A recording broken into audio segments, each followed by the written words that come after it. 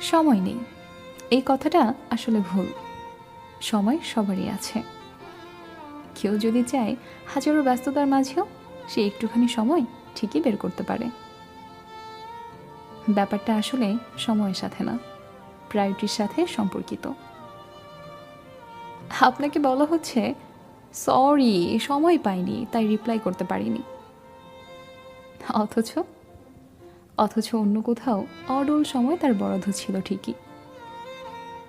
আপনি সময় পান না, ব্যাপারটা আসলে তা না, আপনি প্রায়োরিটি পান না। ব্যস্ততার অভাবে সময় না পেলে মেনে নেওয়া যায়, কিন্তু সম্মানের অভাবে প্রায়োরিটি না পেলে সেটা মেনে নেওয়াটা বেশ কঠিন। তাই বুঝতে শিখুন কোনটা প্রায়োরিটি আর কোনটা অজুহাত।